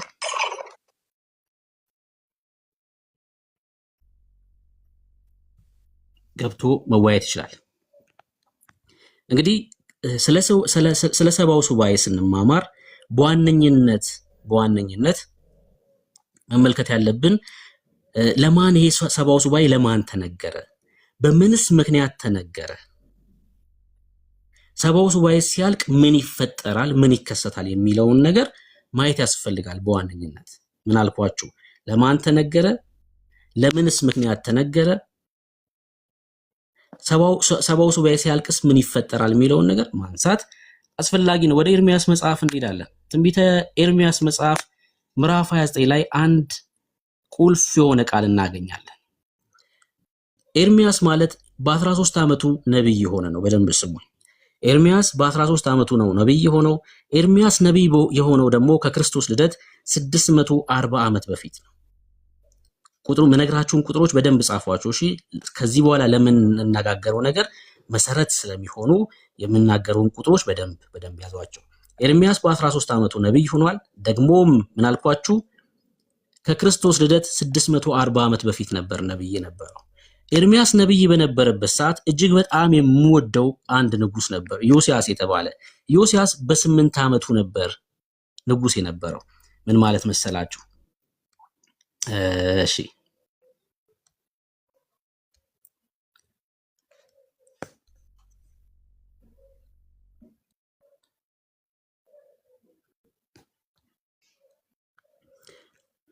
ዮሲያስ የሚል ስም ጠርቻለሁ አይደል? ይሄ ንጉስ ከመወለዱ ከ300 ዓመት በፊት ትንቢት ተነግሯል። ስለዚህ ንጉስ ማለት ነው። በጣም ጀግና ንጉስ ነው። መቼ ነው ትንቢት የተነገረው ስለዚህ ንጉስ? ንጉስ ሰለሞን በነበረበት ዘመን ከክርስቶስ ልደት 950 ዓመት ቅድመ ልደተ ክርስቶስ 950 አካባቢ ስለ ዮሲያስ ትንቢት ተነግሯል። ሰለሞን በነበረበት ዘመን ምን ማለት መሰላችሁ? አንዴ እሱን ጥቅስ ላሳያችሁ ግልጽ እንዲሆን። ስለዚህ ነብይ ትንቢት ተነግሮ ነበር። በአንደኛ ነገሥት መጽሐፍ ምዕራፍ 13 ላይ እንደዚህ ይላል፣ እነሆ አንድ የእግዚአብሔር ሰው በእግዚአብሔር ቃል ከይሁዳ ወደ ቤቴል መጣ። ኢዮርብዓምም ዕጣን እያጠነ በመሰዊያ አጠገብ ቆሞ ነበር። በመሰዊያ ላይ መሰዊያ ሆይ እግዚአብሔር እንዲህ ይላል፣ እነሆ ስሙ ኢዮስያስ የሚባል ልጅ ለዳዊት ቤት ይወለዳል። ማን የሚባል ልጅ? ስሙ ሁላ ተጠቅሶ ነው። እሺ፣ ስለዚህ ንጉስ የተነገረው ኢዮስያስ የሚባል ልጅ ለዳዊት ቤት ይወለዳል። ዕጣንም የሚያጥኑት የኮረብታ መስገጃዎቹን ካህናት ይሰዋል፣ የሰዎችንም አጥንት ያቀልጥልሃል ብሎ በእግዚአብሔር ቃል ጮህ ይላል። ይሄ ንጉስ ያመልኩበት የነበረውን አጸል የቀለጣጠመ ጀግና ንጉስ ነው። ጣዖት ያደርጉ ነበር፣ ለጣዖት ይሰግዱ ነበር፣ ለጣዖት ይሰዉ ነበር። ይሄ ንጉስ የተነሳ ጊዜ ግን እሱን ሁሉ አፈራረሰ። ማን አልኳችሁ? ኢዮስያስ። ይሄ ማለት ሰለሞን ንጉስ በነበረበት ሰዓት የተነገረ ትንቢት ነው። ከክርስቶስ ልደት 950 ዓመት በፊት ሰለሞን መች ነበር የነገሰው? ታውቃላችሁ? እሱን መች ነበር የሰለሞን የንግስና ዘመን? እስኪ ቁጥሩን የሚጽፍልኝ ሰው። ዞላ ችግር የለውም። እሺ፣ ዞላ ቅድም ብያለሁ የኛ ቤተክርስቲያን አገልጋይ ነው። እሺ፣ ጉባኤ እግዚአብሔር ጽፉት ማለት ነው። ከዚህ እስከዚህ ብላችሁ ነው የምትጽፉት። 920 ሁለት ቁጥር ከስንት እስከ ስንት ነበረ? ከክርስቶስ ልደት አስቀድሞ ሁለት ቁጥሮችን ማለት ከዚህ እስከዚህ ድረስ ነበር ማለት ነው።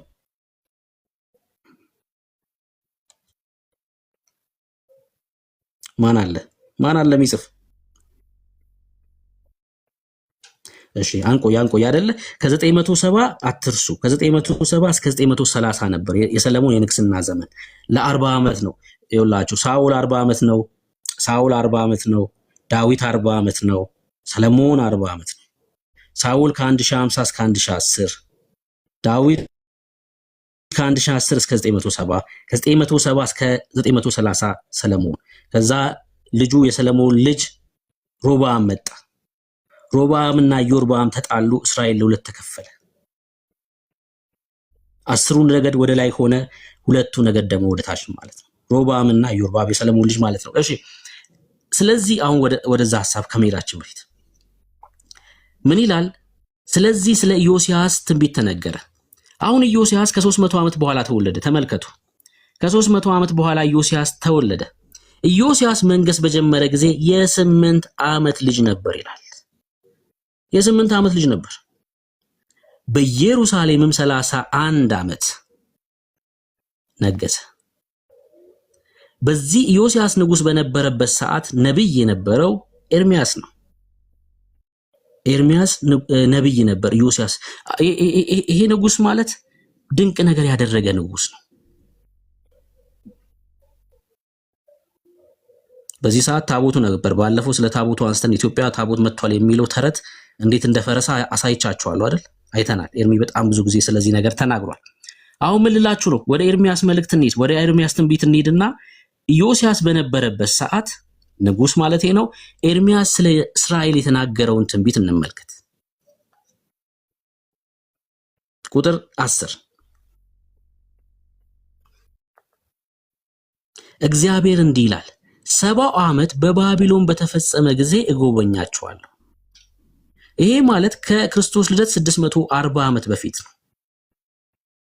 ወደዚህም ስፍራ እመልሳችሁ ዘንድ መልካሚቱን ቃሌን እፈጽማለሁ። አሁን እስራኤል በምርኮ እንደምትወሰድ አስቀድሞ እግዚአብሔር ትንቢት ተናገረ። በኤርሚያስ አፍ ትንቢት ተነገረ። እግዚአብሔር ይሄን ቃል ተናገረ። 70 ዓመት በምርኮ ትቆያላችሁ አላቸው። ለምንድን ነው ለ70 ዓመት ይሄ ህዝብ ወደ ባቢሎን እንዲሄድ የተደረገው? እስኪ ማን ነው የሚነግረኝ? ለ70 ዓመት ወደ ባቢሎን እንዲሄድ የተደረገው ለምንድን ነው? ለምንድን ነው ከእግዚአብሔር ዘንድ ይሄ ቁጣ የመጣበት?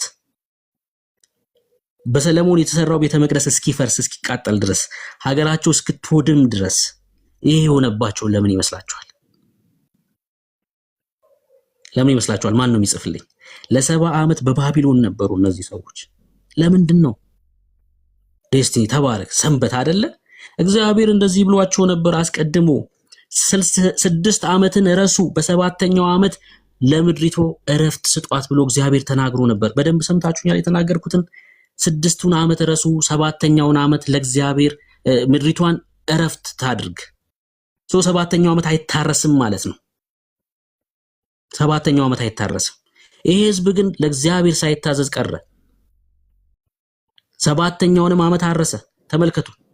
8ኛውንም ዓመት አረሰ። ቀጥሎስ 14ኛው ዓመት ሁለተኛው እረፍት ነበር ለምድሪቱ የሚሆነው። ልክ 14ኛ ዓመት ሲሆን ህዝቡ ግን አሁንም በዛው ዓመት ቀጠለ። 21ኛው ዓመት ላይ ለሶስተኛ ጊዜ እረፍቷ ይሆን ነበር ለምድሪቱ ለ490 ዓመት። ሰምታችሁኛል? ለ490 ዓመት ያለ እረፍት ምድሪቷ ታረሰች። አሁን እግዚአብሔር የተናገረው ቃል መፈጸም አለበትና ህዝቡን በምርኮ አሳልፎ ሰጥቶ ምድሪቱ እረፍትን አገኘች። 490 ዓመት ያለ እረፍት ታረሰ ማለት ይሄ ህዝብ በየ7 ዓመቱ እረፍት ሲደረግ ለ7 ማካፈል ነው። 490 ሲካፈል ለ7 70 ይመጣል። አሁን ይኸውላችሁ መልአክ ለምኑ። አሁን ሕዝቅኤል መጽሐፍ ዘካርያስ መጽሐፍ ምዕራፍ 1 ቁጥር 12 ላይ ኦርቶዶክሳውያን ይመጡና ሚካኤል ወይ ደግሞ ገብርኤል ለምኑ ህዝቡን ወደ አገራቸው እንዲመለሱ አድርጓል። ተረት ነው ወዳጄ። እግዚአብሔር አስቀድሞ እኮ ተናግሯል ከመማረካቸው በፊት 70 ዓመት ሳይፈጸም አይመለሱም እነዚህ ህዝቦች። ምን ማለት መሰላችሁ? ምን እየተናገርኩ እንደሆነ ገብቷችኋል? ይሄን ነው እያልኩ ያለሁት። ሁለተኛ ዜና መጽሐፍ ምዕራፍ 36 ላይ እንደዚህ ይላል። በኤርሚያስ አፍ ቅድም ያሳየዋችሁ ማለት ነው። በኤርሚያስ አፍ የተነገረው የእግዚአብሔር ቃል ሁለተኛ ዜና መጽሐፍ ምዕራፍ 36 ቁጥር 21 በኤርሚያስ አፍ የተነገረው የእግዚአብሔር ቃል እንዲፈጸም ምድሪቱ ሰንበትን በማድረጓ ሰንበት እስክታርፍ ድረስ በተፈታችበትም ዘመን ሁሉ 70 ዓመት እስኪፈጸም ድረስ ሰንበትን አገኘች ይችላል። ለ70 ዓመት ህዝቡ በባቢሎን የነበረው እግዚአብሔር ያዘዛቸውን ትእዛዝ ባለመፈጸማቸው ምክንያት በምርኮ ተወስደው ምድሪቱ ግን ሰንበትን አገኘች። ለ70 ዓመት አስቀድሞ እግዚአብሔር የተናገረው ቃል ተፈጸመ ማለት ነው። ሚዩት እኔ ነኝ ሚዩት ሆንኩት። አልሰማም፣ ድምጽ ይሰማው? ታች ያላችሁት አሙስ አይ ታች ላላችሁት ሚዩት ነኝ እንዴ?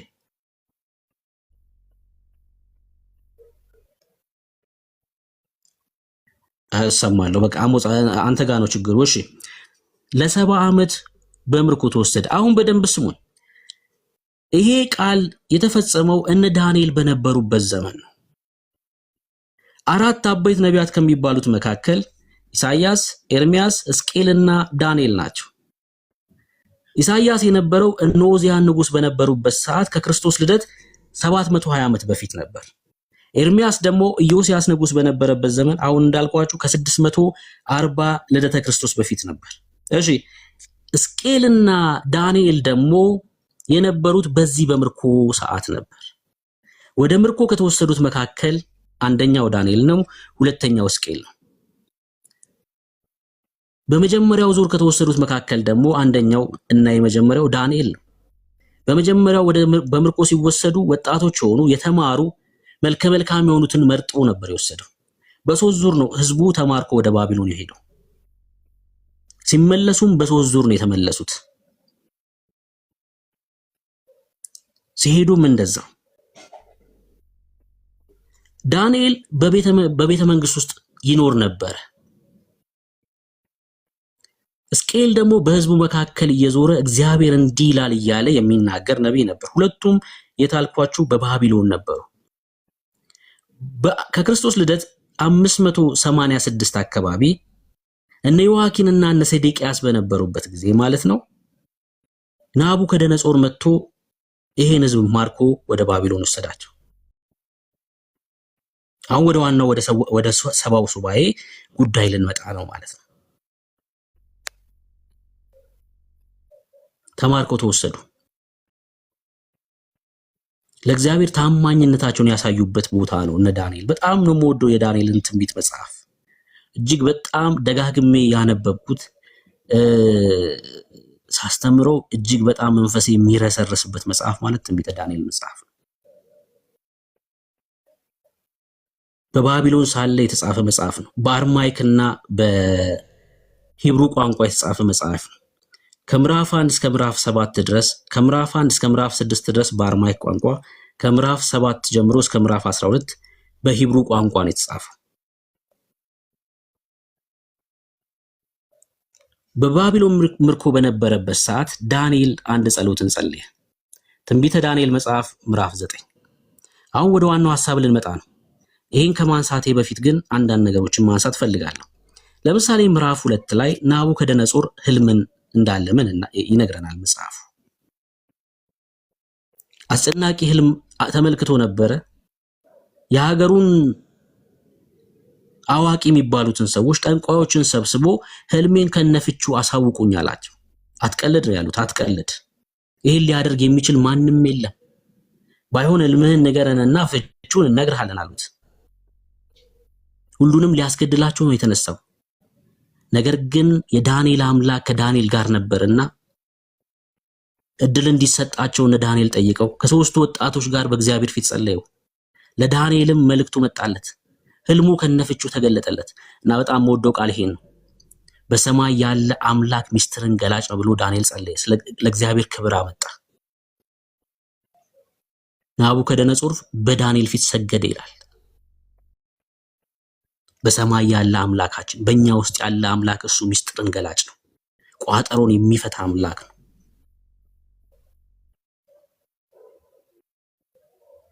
ምዕራፍ 3 ላይ እንደምትመለከቱት 3 ወጣቶች ወደ እሳት ሲጣሉ እንመለከታለን። አንተ ላቆምከው ምስል አንሰግድም። ይሄ ሁሉ በባቢሎን የተደረገ ነገር ነው።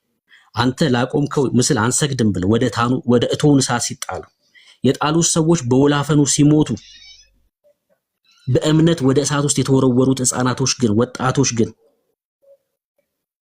የፀጉራቸው ዘለላ የእሳቱ ቅንጣት ሳይነካቸው እሳቱ ሳይነካቸው የታሰሩበትን ሰንሰለት ግን በጣጠሰው። እግዚአብሔር ካንተ ጋር ከሆነ የትኛውም ሰልፍ ውስጥ ብትሆን ወዳጄ በእግዚአብሔር እርግጠኛ ከሆንክ እምነትህ በእግዚአብሔር ላይ ሙሉ ከሆነ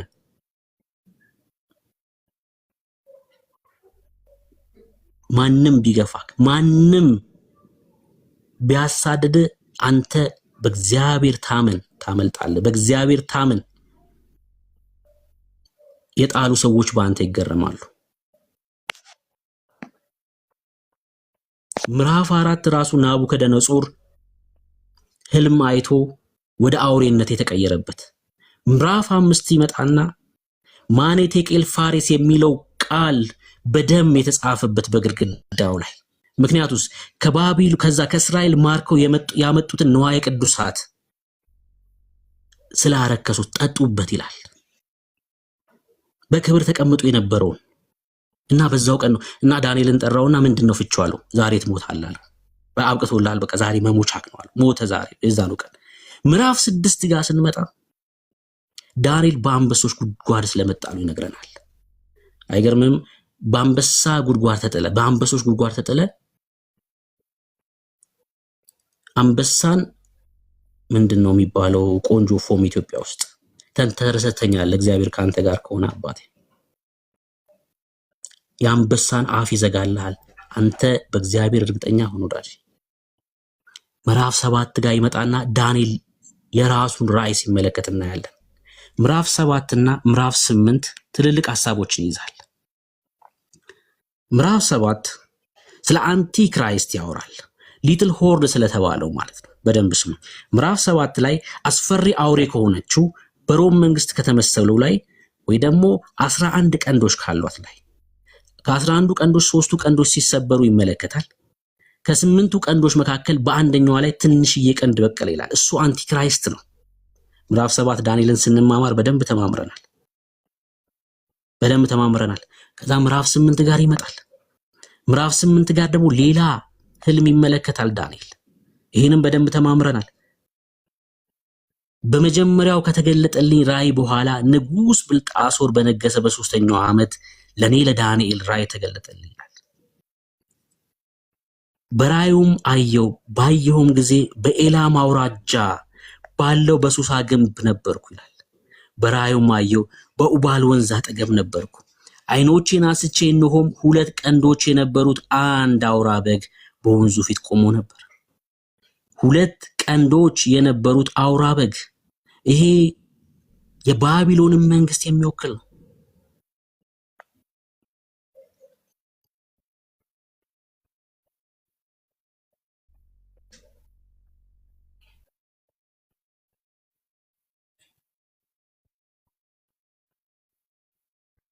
ራእይ ተመለከተ ዳንኤል።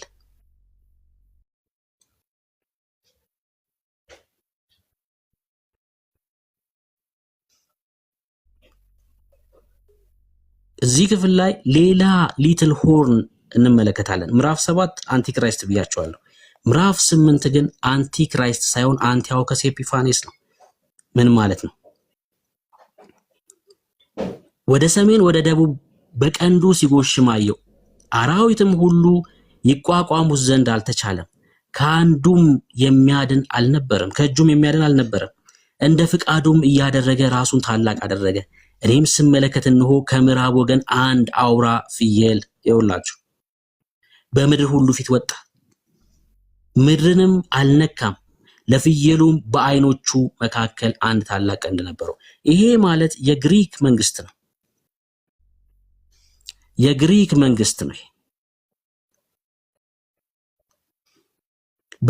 በአይኖቹ መካከል ታላቅ ቀንድ የነበረው የተባለው ግሬት አሌክሳንደር በ332 አካባቢ ከክርስቶስ ልደት በፊት የሞተው ማለት ነው። በ32 ዓመቱ ነው የሞተው። ታላቅ ቀንድ ነበረው ይላል። የግሪኩ ንጉስ ማለት ነው። 2 ቀንድ ወዳለው ወደ ፋርስና ወደ ሜዶ ሄደ፣ ወጋቸው፣ አሸነፋቸውም። አሁን ተመልከቱ። ወደ አውራ በግ፣ ወደ ፋርስ፣ ወደ ሜዶ ሲቀርብ አየሁት፣ እርሱም ተመረረበት፣ አውራውንም በግ መታ፣ ሁለቱንም ቀንዶች ተሰበረ። ሁለት ቀንድ የተባለው አንደኛው አጭር ነው። ሜዶ ናት፣ ለአጭር ጊዜ ናት ከፋርስ ጋር የገዛችው። አሁን ኩርድሽ የሚባሉት ህዝቦች ማለት ነው። ፋርስ ደግሞ የአሁኗ ኢራን ማለት ናት።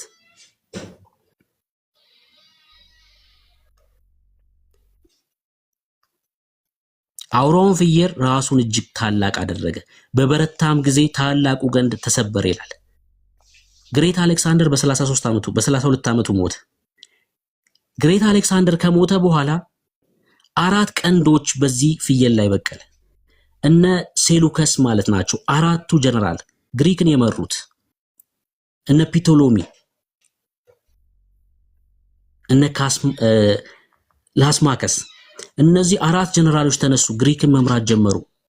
ግሬት አሌክሳንደር ከሞተ በኋላ ከአንደኛው ቀንድ ላይ ግን ሊትል ሆርን ወይ ደግሞ ትንሽዬ ቀንድ ወጣ። ከእርሱም አንደኛው አንድ ታናሽ ቀንድ ወጣ። ይሄ አንቲክራይስት አይደለም። እሺ አንቲኦከስ ኤጲፋኔስ ነው። ስለዚህኛው ባለፈው ስንማማር ምን ብለናል? ከክርስቶስ ልደት ከ176 ዓመት በፊት ቤተ መቅደሱን ያረከሰው ክርስቶስ ኢየሱስ። እስኪ ዮሐንስ ወንጌል 10:22 ማን ነው ፖስት የሚያደርግልኝ? 10:22 የቤተ መቅደስ መታደስ በዓል በሆነ ጊዜ ይላል አይደል? 10:22 ላይ ዮሐንስ ወንጌል 10:22 የቤተ መቅደስ መታደስ በዓል የሆነው አንቲኦከስ ኤጲፋኔስ ቤተ መቅደሱን አርክሶ ስለነበር፣ አንቲኦከስ ኤጲፋኔስ ቤተ መቅደሱን አርክሶ ስለነበር ለ2300 ቀናቶች ቀንና ማታ ይላል። ለ2300 ቀንና ማታ እርሱም እስከ 2300 ማታና ጧት ለ6 ዓመት ተኩል ያህል ቤተ መቅደሱን አርክሶት ነበር። ምን አርጎት ነበር? አሳማ ታርዶ ነበር። ዚየስ የተባለ ጣዖት አቁሞ ነበር። በዛ ሰዓት የነበሩት ስለ መቃቢያ መጽሐፍ ሰምታችሁ ታውቃላችሁ አይደል? መቼ የመቃቢያ መጽሐፍ ማቴቴያው የሚባለው ሊቀ ካህን ነበር በእስራኤል። ልጆቹ 5 ነበሩ፣ እነ ይሁዳ። መቃቢስ ማለት የይሁዳ ስም ነው። መዶሻ ማለት ነው። ኃያል ስለነበር ይሄን አንቲኦከስ ኤጲፋኔስን ያሸነፈ ስለነበር ስለተማማረው ነው በደንብ ዲቴል ያልገባሁት። ወደ ዋናው ሐሳብ እንድመጣ ምዕራፍ 8 ላይ ይሄን ተረከልንና ዳንኤል ወደ ምዕራፍ 9 ይመጣል። የቤተ መቅደስ መታደስ በዓል ሆነ ይላል አይደል? ዮሐንስ 10 ላይ ዮሐንስ 10:22 በኢየሩሳሌም የቤተ መቅደስ ሐኑካ ይባላል። እሺ ይሄ የቤተ መቅደስ መታደስ በዓል ሐኑካ ተብሎ ይጠራል፣ እንዳትረሱ። እሺ ቤተ መቅደስ መታደስ በዓል አድርጎ ነበር። መቃቢስ ማለት መዶሻ ማለት ነው። ይሁዳ ማለት ምስጋና ማለት ነው። አሁን ምዕራፍ 9 ላይ አንድ አዲስ ነገር ይነግረናል። በከለዳውያን መንግስት ላይ በነገሰ ከሜዶን ዘር በነበረ በአሽራዊ ልጅ በዳሪዮስ በመጀመሪያው ዓመት በነገሰ በመጀመሪያው ዓመት እኔ ዳንኤል የኢየሩሳሌም መፍረስ የሚፈጸምበት 70ውን ዓመት እግዚአብሔር በቃሉ ለነብዩ ለኤርሚያስ የተናገረውን የዓመቱን ቁጥር በመጽሐፍ አስተዋልኩ ይላል። በማን የተነገረውን? ቅድም በኤርሚያስ መጽሐፍ ላይ ያሳይቻችሁ ነበር። ምዕራፍ 29 ቁጥር 10 ላይ ዳንኤል በባቢሎን ሆኖ የሚፈጸምበትን ጊዜ አስተዋልኩ ይላል። ማቅ ለብሼ በአመድ ላይ ሆኜ ስጾም ስጸልይ እለምን ዘንድ ፊቴን ወደ ጌታ ወደ አምላክ አቀናሁ። አሁን ይሄ ከዚህ በኋላ ያለው እንዳለ ስለ ዳንኤል ጸሎት የሚናገር ነው። ዳንኤል ስለማን ነው የሚጸልየው? እስኪ መልሱልኝ። አሁን በደንብ እዚህ ክፍል ላይ ነው እንድታተኩሩ የምፈልገው። አሁን የሰባውን ሱባኤ ሐሳብ ልናነሳ ስለሆነ ዳንኤል ማቅ ለብሶ ስለማን ነው የጸለየው? በአመድ ላይ ሆኖ ስለማን ነው የጸለየው? ቶሎ በሉ፣ ቶሎ ጻፏ። ስለማን ነው የለመነው? ስለ ኢትዮጵያዊ፣ ስለ ቤተ ክርስቲያን፣ ስለ አሕዛብ፣ ስለማን ነው የጸለየው? ስለ እስራኤል ሕዝብ ነው የጸለየው። በኤርሚያስ መጽሐፍ ስለተነገረው ትንቢት አሰበ፣ አስተዋለ፣ ጸለየም። መች ነው የሚያበቃው? ወደ አምላኬ ወደ እግዚአብሔር ጸለይኩ፣ ተናዝዤም እንዲያልኩ ጌታ ሆይ ከሚወዱና ትእዛዝን ከሚፈጽሙ ጋር ቃል ኪዳንና ምሕረት የምትጠብቅ ታላቅና የምታስፈራ አምላክ ሆይ ኃጢአትን ሰርተናል። በእግዚአብሔር ፊት እየተናዘዘ ነው። በድለናል። አሁን ለዳንኤል ጸሎት ከእግዚአብሔር ዘንድ መልስ መጣ። አሁን አንብቡት፣ እሺ፣ ክፍሉን አንብቡት በደንብ። ከእግዚአብሔር ዘንድ ለዚህ ጸሎት መልስ መጣ። መች ነው የሚያበቃው የሚል ጸሎት ነው የጸለየው። መች ነው ተዘልለን የምንኖረው የሚል ጸሎት ነው የጸለየው። አሁን መልስ ሲመጣ እንመለከታለን። እዚህ ክፍል ላይ ቁጥር 21 ገናም በጸሎት ስናገር፣ አሁን እስከዚህ ድረስ ጸሎት ነው። እሺ የዳንኤል ጸሎት ነው። አስቀድሜ በራእይ አይቼው የነበረው፣ አስቀድሞ በራእዩ የተመለከተው ማለት ነው ገብርኤልን ነው። ምዕራፍ 7 ቁጥር 14 ላይ ራእዩን ያሳየው የነበረው ገብርኤል እንደነበር ይናገራል። ገብርኤል እነሆ እየበረረ መጣ፣ በማታም መስዋዕት ጊዜ ዳሰሰኝ። አሁን መልስ መጣ ከእግዚአብሔር ዘንድ ለዳንኤል፣ ለጸሎቱ መልስ መጣ። አስተማረኝም ተናገረኝም እንዲህም አለ፣ ዳንኤል ሆይ ጥበብና ማስተዋል እሰጥ ዘንድ አሁን መጥቻለሁ። አንተ እጅግ የተወደድክ ነህና በልመና መጀመሪያ ላይ ትእዛዝ መጥቷል፣ እኔም እነግር ዘንድ መጥቻለሁ። አሁንም ነገሩን መርምር፣ ራእዩንም አስተውል። በቃ አሁን እናንተ የሚጠበቅባችሁ መመርመርና ማስተዋል፣ ለዳንኤል እንደተነገረው ማለት ነው። መርምርም አስተውልም ይለዋል። ከእግዚአብሔር ዘንድ መልስ ይዤ መጥቻለሁ። መልሱ ምንድን ነው? አመፅን ይጨርስ፣ ኃጢአትንም ይፈጽም፣ በደልንም ያስተሰሪ፣ የዘላለም ጽድቅ ያገባ፣ ራእይንም ትንቢትንም ቅዱሰ ቅዱሳንንም ይቀባ ዘንድ በሕዝብህና በቅድስት ከተማ ላይ 70 ሱባኤ ተቀጥሯል። ምን እንዲሆን? በሕዝብህና በቅድስት ከተማ ላይ ምን 70 ሱባኤ ተቀጥሯል። 70 ሱባኤ ሲያበቃ ምንድን ነው የሚሆነው? አሁን 70 ሱባኤ ተቀጥሯል እያሉ ነው ያለው። ተቀጥሯል ማለት 70 ሱባኤ ተይዟል ማለት ነው። ከ70 ሱባኤ በኋላ አንተ የጸለይከው ጸሎት ወይ ደግሞ አንተ የለመንከው ነገር ይሆናል። ተዘልላችሁ ትቀመጣላችሁ ነው። 70 ሱባኤ ሲያበቃ ምን ይሆናል?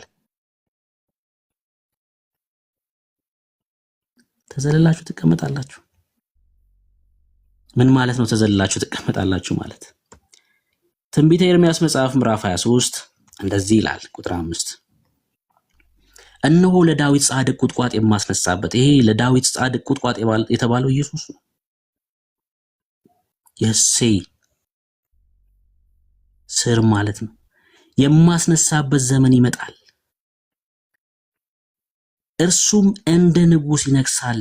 ማ? ይሄ ጻድቅ ቁጥቋጥ። ይከናወንለታል። ማ? ይሄ ጻድቅ ቁጥቋጥ፣ የንጋት ኮከብ ኢየሱስ። በምድርም ፍርድና ጽድቅ ያደርጋል፣ በዘመኑም ይሁዳ ይድናል፣ እስራኤልም ተዘልሎ ይቀመጣል። የሚጠራበትም ስማ ጻድቅ ቁጥቋጥ የተባለው እግዚአብሔር ጽድቃችን ተብሎ ነው። 70 ሱባኤ ሲያበቃ ይሄ ይሆናል እያለ እኮ ነው እግዚአብሔር ቃል። ተፈጽሟል እያልከኝ ከሆነ 70 ሱባኤ ይሄ ሆኗል እያልከኝ ያለው ወዳጅ ወንድም አለም፣ ተዘልለው ተቀምጠዋል እያልክ ነው። በእረፍት ማለት ነው። 70 ሱባኤ ሲያበቃ ይሄ ነው የሚሆነው። ዝም ብለህ በድፍረት በቃ አብቅቷል ምናምን የምትልበት አይደለም ማለት ነው። እሺ 7 ሱባኤ ተቀጥሯል አለው። ከዛስ? ስለዚህ እወቅ አስተውልም። ማወቅና ማስተዋል ነው ከኛ የሚጠበቀው። ኢየሩሳሌምን መጠገንና መስራት ትእዛዙ ከሚወጣበት ጀምሮ ይላል። ኢየሩሳሌም ለምንድን ነው መጠገን ያስፈለጋት?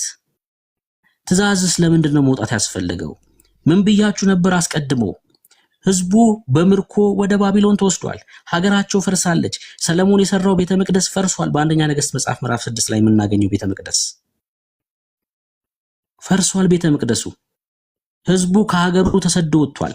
አሁን ተመልሰው ወደ ሀገራቸው ሊገቡ ነው። ሲወጡ 3 ጊዜ ወጥተዋል ብያቸዋለሁ። ሲገቡም እንደዛው ነው የገቡት። በእዝራ በነህምያና በዘሩባቤል እየተመሩ ተመልሰው ገብተዋል። እዝራ መጽሐፍን ያስተምራቸው ነበር። አሁን ወደ ነህምያና ወደ ዘሩባቤል ልመጣ ነው። እዝራ ምን ያደርግ ነበር አልኳችሁ? መጽሐፍትን ያስተምራቸው ነበር። በ3 ዙር ተመለሱ ወደ ሀገራቸው። ወደ ሀገራቸው ሲገቡ ምን ማድረግ ያስፈልጋል? ኢየሩሳሌምን መጠገን ያስፈልጋል ማለት ነው። ምን ያስፈልጋል? መጠገን፣ መስራት ያስፈልጋል። አሁን 70 ሱባኤ ነው የምትቆጥረው። ኢየሩሳሌም መጠገንና መስራት ትእዛዙ ከሚወጣበት ጀምሮ ነው ብሎ ነገር ሱባኤው አንድ ተብሎ የሚቆጠረው። እሺ እስከ አለቃው እስከ መሲህ ድረስ 7 ሱባኤና 62 ሱባኤ ይሆናል። ምን ይሆናል አለ? እስከ አለቃው መሲህ ድረስ እስከ ኢየሱስ ክርስቶስ ድረስ 7 ሱባኤና 62 ሱባኤ ይሆናል። አሁን በደንብ ስሙ። 7 እና 62 ሱባኤ ስንት ነው?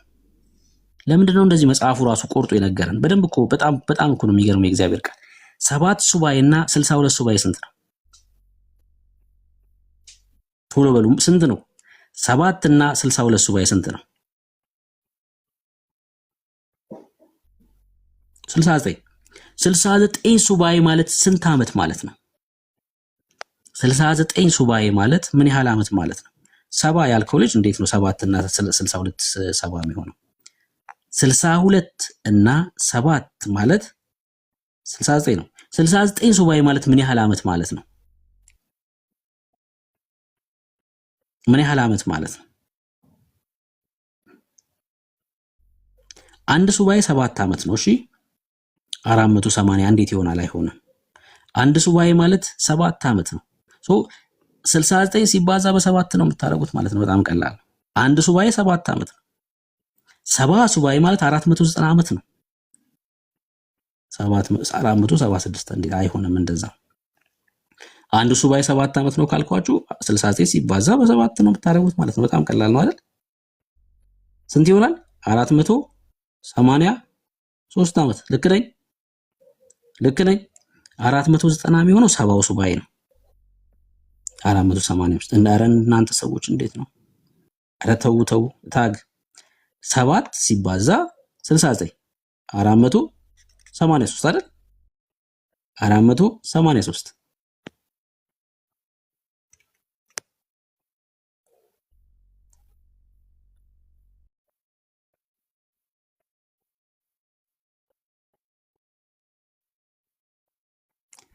እሺ በቃ ካልኩሌተር እንክፈት ማለት ነው። ቶሎ ካልጻፋችሁ እሺ 69 489 የሚልም አለ ሲባዛ 7 ስንት ሆነ? 483 አይደል? ቶሎ ጻፏ ታዲያ። ቶሎ አጽፉም ቶሎ መጻፍ ነው። እሺ ምን አለን? አሁን ተመልከቱ። ኢየሩሳሌምን መጠገንና መስራት ትእዛዙ ከሚወጣበት ጀምሮ እስከ አለቃው እስከ መሲህ ድረስ 7 ሱባኤና እስከ ምን ድረስ? እስከ አለቃው መሲህ ድረስ 7 ሱባኤና 62 ሱባኤ ይሆናል። እርሷም በጭንቀት ዘመን ከጎዳናና ከቅጥር ጋር ትሰራለች። ጽፋችሁ ነበር? እኔ ጋር አልታየኝም። ሶኒ ዳኒ ነው ገስት የላከው። ዳኒ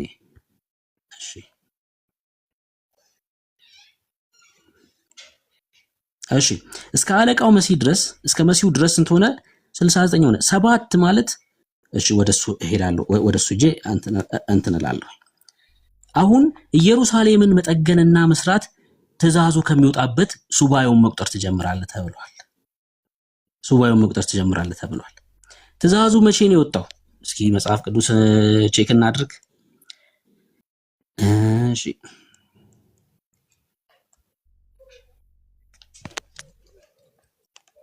ቅድምም ብያቸዋለሁ። ማማን ብያቸዋለሁ።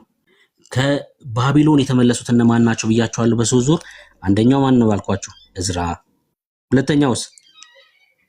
ሁለተኛውስ ነህሚያ።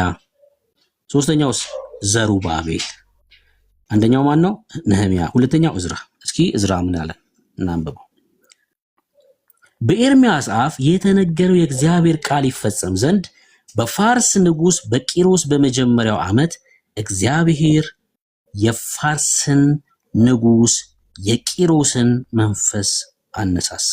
የማስነሳ እግዚአብሔር ሲሰራ በአሕዛብም በኩል ይሰራል። አያችሁ?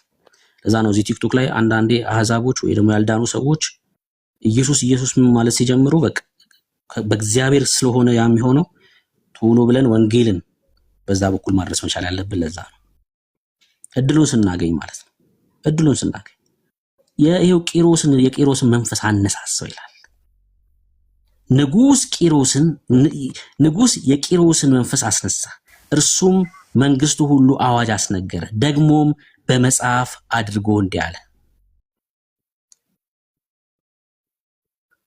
በፋርስ ንጉስ ቂሮስ እንዲህ ይላል፣ የሰማይ አምላክ እግዚአብሔር የምድር መንግስታት ሁሉ ሰጥቶኛል፣ በይሁዳም ባለች በኢየሩሳሌም ቤት እሰራለት ዘንድ አዞኛል። ለምን? መንፈሱን ይላል። አዋጅ ተነገረ ማለት ነው።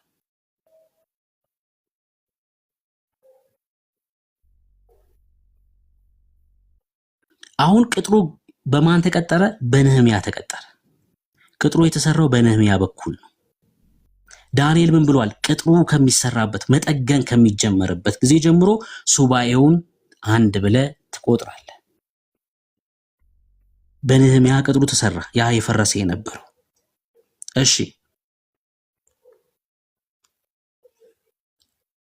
መጠገን ኢየሩሳሌምን መስራት ትእዛዙ ከሚወጣበት ጀምሮ እስከ አለቃው መሲህ ድረስ 7 ሱባኤ እና 62 ሱባኤ ይሆናል። እርሷም በጭንቀት ዘመን ከጎዳናና ከቅጥር ጋር ትሰራለች። ድምፅ ላሰማለሁ። እሺ ወንድምነት እንኳን ደህና መጣ። ዘግይታችሁ የመጣችሁላችሁን ሰላም ብያለሁ። ተባረኩ።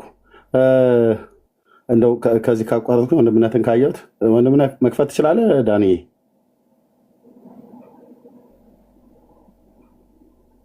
ዳንኤ ያለ